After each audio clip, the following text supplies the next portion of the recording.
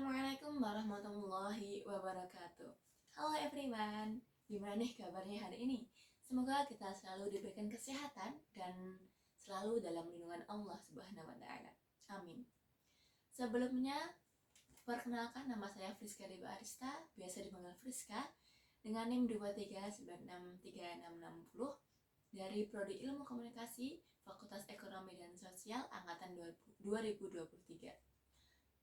Untuk usia saya di 2025 ini, usia saya 22 berjalan ke 23 tahun. Saya berasal dari Yogyakarta, tepatnya di Bantul. Salam kenal semuanya. Pernah nggak sih menjadi ketua atau pemimpin? Alhamdulillahirrahmanirrahim, saya sudah beberapa kali mendapat amanah untuk menjadi pemimpin atau lebih tepatnya ketua, baik itu organisasi ataupun ketua kegiatan atau event. Jadi cerita dikit dulu ya. Jadi di bangku madrasah sanawiyah saya pernah menjabat sebagai ketua 1 organisasi intrasekolah atau OSIS. Selanjutnya di bangku SMA beberapa kali menjadi ketua pelaksana, ketua event seperti kelas meeting, maulid nabi, dan lain sebagainya. Terus selanjutnya saya dapat amanah untuk menjadi ketua pondok atau lurah pondok selama 2 periode. Dan di masyarakat di tahun ini, tahun 2024 kemarin sampai di tahun 2025 atau 2026, saya menjabat sebagai wakil ketua Karang Taruna atau Muda Mudi RT 10. Di organisasi yang mau saya bahas ini adalah saat saya menjabat sebagai ketua pondok atau lurah pondok. Alhamdulillah pada tahun 2020 lalu saya mendapat amanah, mungkin ini amanah yang cukup berat untuk saya, menjadi ketua pondok atau lurah pondok putri Pondok Pesantren Miftahul Huda yang berlokasi di Dandar, Bojonegoro, Jawa Timur. Saya memiliki visi dan misi. Apa sih? Nah, saya memiliki visi dan misi. Yang pertama, menjadikan pondok pesantren tidak hanya mendapatkan ilmu agama, tetapi juga mengedepankan akhlak, bahasa, dan juga ilmu pengetahuan. Yang kedua, meningkatkan kualitas ibadah santri dengan adanya pengecekan rutin, sholat berjamaah, belajar, dan juga mengaji. Selanjutnya, menerapkan bahasa kromo sebagai bahasa yang digunakan setiap hari untuk memperkuat identitas budaya dari para santri di sana. Selanjutnya, menjadikan pesantren yang lebih aman, nyaman dengan adanya ronda atau jaga malam secara bergilir. Selanjutnya, mengatur waktu penjengukan untuk menjaga ketertiban dan fokus belajar para santri. Dan terakhir, mengadakan kegiatan di luar mengaji seperti lomba dan olahraga setiap minggu agar santri itu merasa lebih nyaman dan juga lebih bahagia. Gimana sih cara untuk mulai memimpin? Nah, alhamdulillah saya sudah memiliki bekal saat di MTS dan juga SMA karena saya aktif dalam organisasi, baik itu OSIS ataupun di luar sekolah ataupun di dalam sekolah seperti itu. Jadi bekal tersebut itu saya terapkan di kepengurusan saat saya memimpin menjadi ketua. Nah, gimana sih caranya? Yang pertama, saya tentunya mengadakan rapat menyusun proker atau program kerja, baik itu harian, mingguan, bulanan, atau tahunan. Selanjutnya, kita membuka ruang aspirasi, saran, ide dari santri, pengurus, ataupun dari guru-guru yang akan memberikan kita saran apa sih kegiatan yang bagus, yang oke yang untuk kita laksanakan di periode itu. Terus selanjutnya, setelah semuanya kita terima, kita pikir-pikir, memilah dan memilih, terus kita rapatkan, direncanakan dalam forum, hasilnya kita sosialisasikan kepada seluruh santri. Nah, selanjutnya kita adakan evaluasi setiap minggu untuk pengurus harian, dan evaluasi besar seluruh pengurus itu 2 minggu sekali. ada kendala atau laporan, kita laporkan itu setiap di rapat bersama dengan para ustazah. Jadi saya ada rapat 3 kali setiap sebulan. Yang pertama rapat evaluasi kerja bersama pengurus inti seperti ketua, seperti wakil, sekretaris, bendahara, dan juga koordinator per bidang. Selanjutnya 2 minggu sekali saya evaluasi rapat bersama seluruh pengurus, baik itu koor, wakil, dan juga anggota dari pengurus tersebut. Dan caranya agar visi misi kita itu diterima dan bisa dijalankan dengan baik kepada seluruh anggota dari pengurus itu. Nah, yang pertama, saat rapat awal itu saya berusaha menjelaskan dengan sejelas-jelasnya apa sih visi misi yang akan visi misi kita itu, dan bagaimana cara kita bisa menjalankan visi misi tersebut, menjelaskan manfaat visi misi tersebut untuk para santri dan juga untuk pondok tersebut. Selanjutnya kita membagi tugas, prinsip tugas dan tanggung jawab masing-masing anggota, seperti koor ini apa, terus bidang ini apa, seperti itu, agar per divisi itu bisa menciptakan visi misi yang kita inginkan menjadi lancar dan tentunya berjalan. Selanjutnya kita melibatkan anggota dalam perencanaan dan pelaksanaan program. Jadi bukan hanya ketua yang berjalan, tetapi semua dari pengurus itu kita arahkan agar untuk aktif dalam menjalankan visi misi yang kita inginkan. Selanjutnya kita tidak pernah lupa untuk selalu membuka ruang aspirasi, menerima saran dan juga ide dari para anggota di pengurus tersebut. Baiknya gimana sih? Nah, kita pikirkan bareng-bareng. Selanjutnya sosialisasi.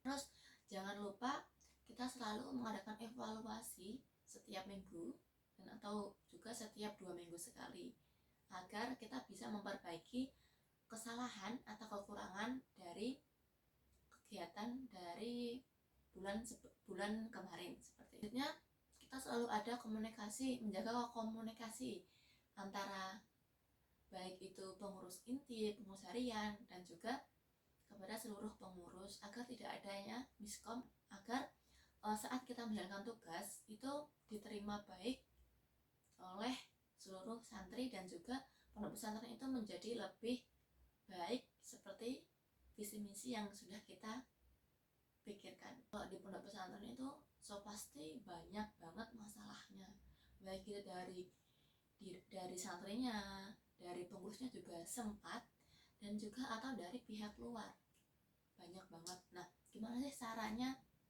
menghadapi seperti itu?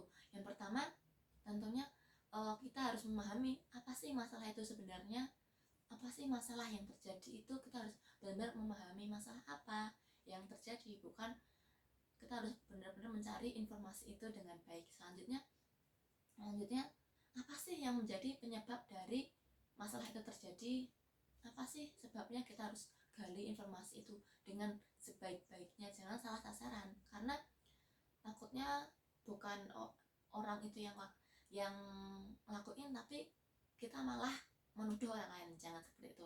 Jadi kita benar-benar sebenarnya ada apa sih masalah yang terjadi, terus kenapa penyebabnya, dan siapa sih yang melakukan itu, seperti itu. Terus kita rundingkan dengan kepala dingin, dan juga jika kita sudah menemukan masalahnya, kita kumpulkan yang membuat masalah itu. Kalau bisa kita bicara dengan baik, 4 mata kalau bisa, dan kita beri solusi. Jadi jangan seperti ini, kita harusnya seperti ini. Jadi kita memberikan solusi, bukan malah dimarahi, biar mereka itu sadar. Karena kalau santri itu benar-benar harus kita bilangin dengan baik. Kalau misalnya kita keras, dia akan memberontak, seperti itu. Nah, terus kalau sudah memberikan solusi dan memberikan pemahaman, nah karena sudah ada aturan, jadi kita hukum sesuai apa yang ada di aturan. Berarti keluar pondok tanpa izin atau kabur gitu ya. Nah, jadi banyak beberapa santri itu sering melakukan pelanggaran-pelanggaran seperti itu. Jadi mereka nggak izin langsung keluar, tiba-tiba pulang atau tiba-tiba pergi kemana. Nah, setelah kita mendapatkan informasi bahwa ada yang tanpa izin, kita memanggil santri itu, kita bicara, kenapa, habis dari mana, kok kenapa sih nggak izin, terus ada masalah apa, kok ada masalah pentingkah kok sampai nggak izin, seperti itu. Jadi kita panggil orangnya, kita bicara dengan baik. Terus setelah kita mendapatkan jawaban, kita evaluasi, berikan solusi. Besok lagi jangan seperti itu ya, kan sudah ada aturan surat izin. Nah, setelah itu kita baru beri hukuman. Jadi kan hukuman itu menjadikan evaluasi ini ya, biar dia kapok dan nggak melakukan hal-hal seperti itu. Nah, dan untuk gaya kepemimpinan pada saat itu, nah saya saat itu menjabat sebagai ketua itu tentunya berusaha untuk menjadi berwibawa agar disegani tentunya, terus juga tegas. Jadi kalau saya tegas, otomatis mereka tidak meremehkan saya gitu, baik kepada pengurus ataupun santri. Nah, tapi sepertinya saya lebih ke gaya kepemimpinan transformasional, yaitu menginspirasi dan memotivasi anggota untuk mencapai perubahan positif dan tujuan bersama. Jadi untuk di lingkup santri itu kita tuh harus mencontohkan dahulu, nggak langsung menyuruh-nyuruh, memerintah, kamu jangan seperti ini, kamu jangan seperti ini. Jadi kita benar-benar terjun langsung mencontohkan, harusnya seperti ini, harusnya seperti ini. Jadi, tapi kita semua berusaha menjadi contoh agar memotivasi para santri agar berubah menjadi yang lebih positif dan lebih baik, seperti itu. Bagaimana sih cara mengambil keputusan? Nah, saat saya menjadi ketua, saya berusaha berusaha bersikap adil seadil-adilnya dan menjalankan aturan yang sudah ada. Jadi misalnya si A melakukan kesalahan, otomatis akan dihukum dengan sesuai yang sudah ditetapkan. Jadi kalau di pondok itu kayak ada undang-undang dan pasalnya gitu. Jadi misalnya dia melakukan pasal 1, dia akan mendapatkan hukuman yang sudah dituliskan. Kan ada hukuman tertulis dan juga hukuman tidak tertulis. Nah, seperti itu. Kita berusaha menjalankan benar-benar sesuai seadil-adilnya. Terus khususnya selalu meminta saran, masukan kepada pengurus inti. Jadi saat ada masalah pun saya tidak memikirkan sekali, tapi saya gimana sih baiknya, gini gimana gitu. Jadi saya benar-benar menerima usul dan saran dari teman-teman pengurus. Nah, misalnya keputusan itu benar-benar sulit, jadi saya dan pengurus inti itu melapor kepada ustadz atau kiai yang berwenang, gimana ini kita baiknya gimana. Nah, kita melapor dan akhirnya mendapatkan solusi seperti itu. Jadi kita di pondok itu tidak semena-mena pengurus yang menghakimi. Jadi kita benar-benar berusaha bersikap adil, terus bermusyawarah gimana memecahkan masalah ini, mengambil keputusan ini, dan juga jika itu sulit kita baru ke atasan, seperti itu. Jadi setelah mendapatkan materi kepemimpinan, saya mendapatkan banyak pengetahuan, dapat banyak bekal nih. Ternyata pemimpin tuh banyak banget gaya kepemimpinannya.